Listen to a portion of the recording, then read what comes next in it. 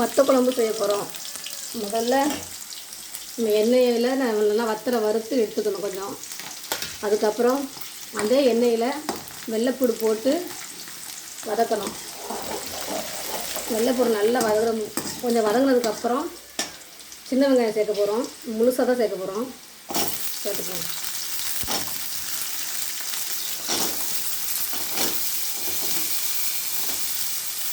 இப்போ இதையும் நல்லா வதக்கணும்.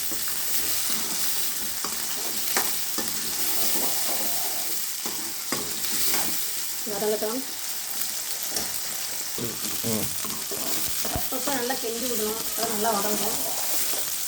வெங்காயம் நல்லா வதங்கணும். வதங்கட்டும்.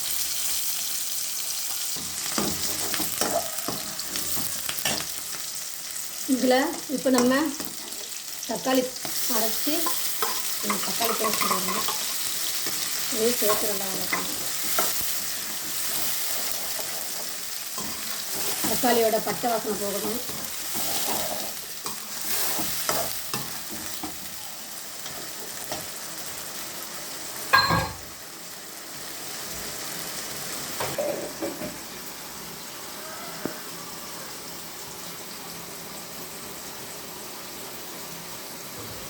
சேர்த்து கொஞ்சம் நுணுக்கி வச்சுக்குவோம். பவுடர் பண்ணிக்குவோம் லைட்டாக.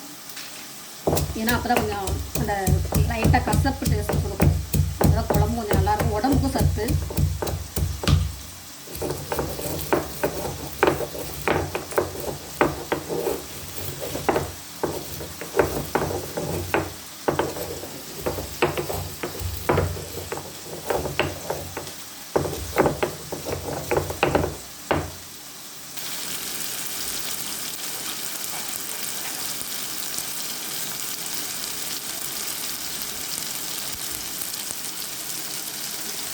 இந்த ஸ்டேஜ் அடுப்பை கொஞ்சம் குறைச்சி வச்சுட்டு நம்ம குழம்பு பொடி சேர்க்குறோம். எங்கள் வீட்டில் உள்ள குழம்பு பொடி தான் அது.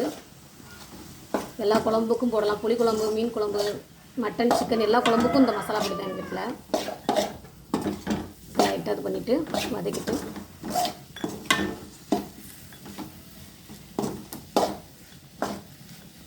இந்த ஸ்டேஜில் நம்ம கரைச்சி வச்சுருந்த புளி சேர்த்துக்குவோம். புளி தண்ணி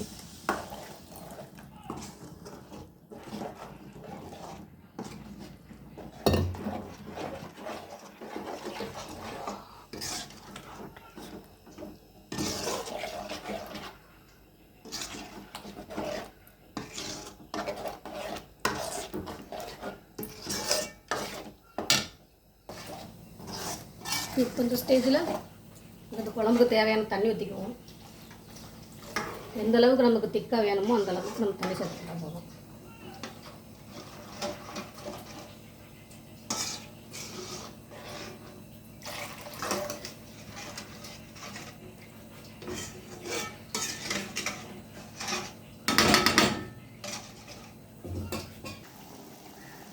குழம்பு நல்லா கொதிக்குது.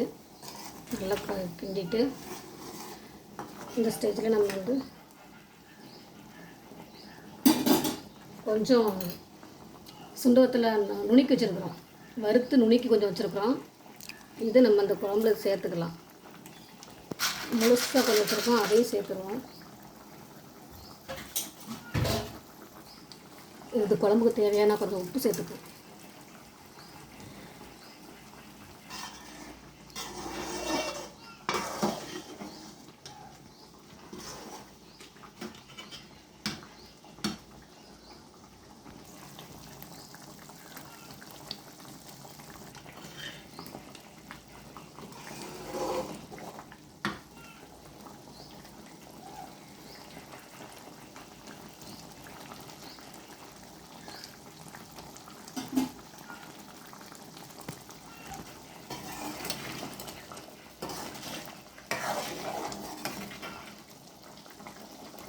பார்க்குறதுக்கு எவ்வளோ கலர் லுக்காக இருக்கு பாருங்க. நல்லா இருக்குல்ல பார்க்குறதுக்கு? சூப்பராக இருக்கு. சாப்பிட்றதுக்கும் நல்லா டேஸ்ட்டாக இருக்கும். இந்த ஸ்டேஜில் கொஞ்சம் வெல்லம் சேர்த்துக்கணும். அப்போ நல்லா டேஸ்ட்டாக இருக்கும். அந்த இனிப்பு சுவையோடு சேர்ந்து அந்த கசப்பு புளிப்பெல்லாம் சேர்த்து நல்லா டேஸ்ட்டாக இருக்கும். கொஞ்ச நேரம் கொதிக்கட்டும்.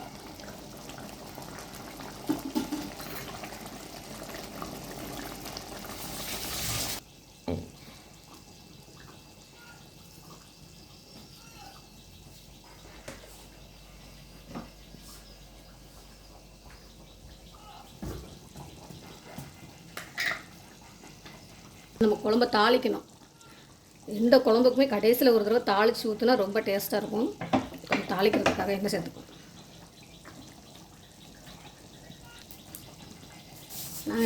நாங்கள் எப்போதுமே கடலெண்ணெய் தான் சேர்ப்போம். செக்கிலேருந்து வாங்கிட்டு வந்து தான் யூஸ் பண்ணுவோம். தாளிப்பு கடுகு,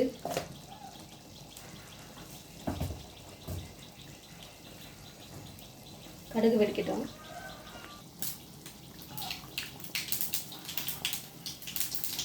இந்த கடுகு போடுவோம்.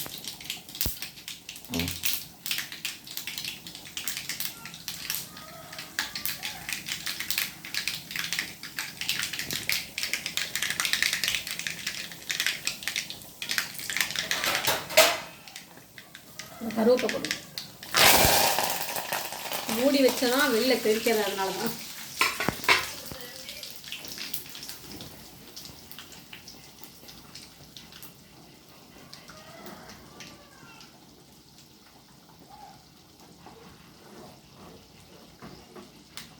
குழம்பு சேர்த்து